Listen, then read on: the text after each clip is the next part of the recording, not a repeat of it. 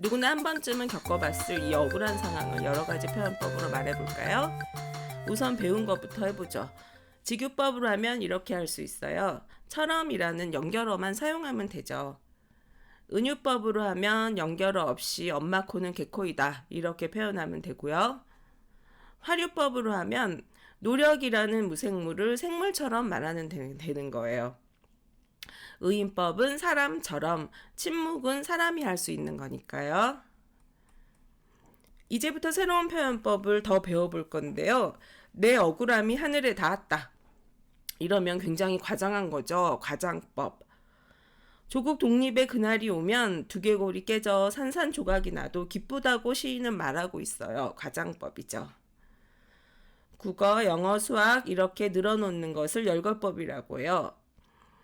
별 하나의 추억과 별 하나의 사랑과 별 하나의 시와 이렇게 3개 이상을 늘어놓는 방법이 열거법이랍니다. 기나긴 공부, 짧은 휴식 이렇게 반대를 이용해 강조하는 것을 대조법이라고 해요. 이 시도 조국의 광복을 기다리는 시인데요. 푸른 바다, 흰 돛담배 이런 색깔의 대조를 이용하면 선명한 인상을 줄 수 있어요. 반대로 비슷한 속성을 이용하는 것은 비교법이에요. 그런데 표현하고자 하는 속성을 가장 강하게 갖고 있는 것을 가져와 비교하는 것이 비교법이랍니다. 조국을 떠난 파초의 외로움을 강조하기 위해서 우리가 알고 있는 가장 외로운 존재인 수녀를 가져온 것이죠. 아처럼 감탄사를 쓰는 것이 영탕법인데요. 시인의 고조된 감정을 정서면에서 호소하는 방법이죠. 3시간, 하루, 인생 이렇게 점점 커지는 표현을 점증법이라고 해요. 점점 크게, 강하게, 깊게 표현하는 것인데요. 살아있는 눈의 생명력을 이렇게 점증법으로 시상을 전개하고 있죠. 공부를 한 3시간, 인내를 배운 3시간 이렇게 비슷한 구절을 나란히 놓는 것을 대구법이라고 해요. 돌담에 속삭이는 햇발같이, 풀 아래 웃음 짓는 샘물같이 이렇게 병립의 묘미를 이용하는 건데요. 구절의 단어만 바꾸면 돼요. 말대꾸하다 이렇게 암기하면 쉽겠죠?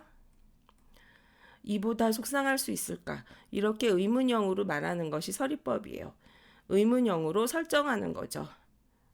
이 시조는 밤하늘에 높이 떠서 세상을 비추는 달의 모습을 의문형으로 말했어요. 내용은 의문형이 아닌데 의문형으로 말하는 것이 서리법이랍니다.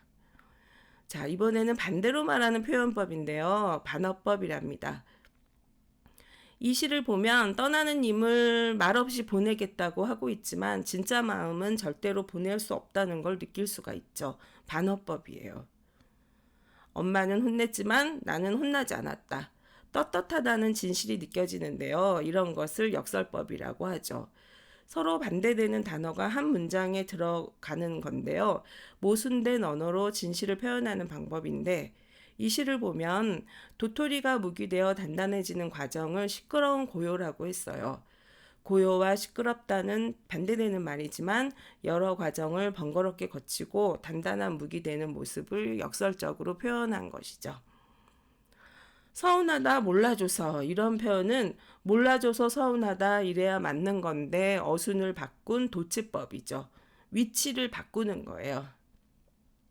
이 시도 찬란한 슬픔의 보물이라는 목적어가 기다린다, 서술어 앞에 있어야 하는데 어순을 바꾼 도치법이죠. 지금까지 알아본 표현법이 아주 많이 들어간 시가 있어요. 유치환의 깃발이라는 시인데요. 좀 볼까요?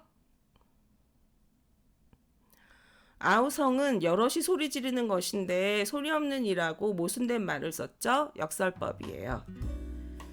깃발이 푸른 바다를 향해 흔든다고 했으니 의인법인데 깃발은 고향을 그리워하는 손수건이다 했으니 은유법이죠. 순정은 물결같이라고 했으니 직유법이고 이념의 표대는 은유법이죠.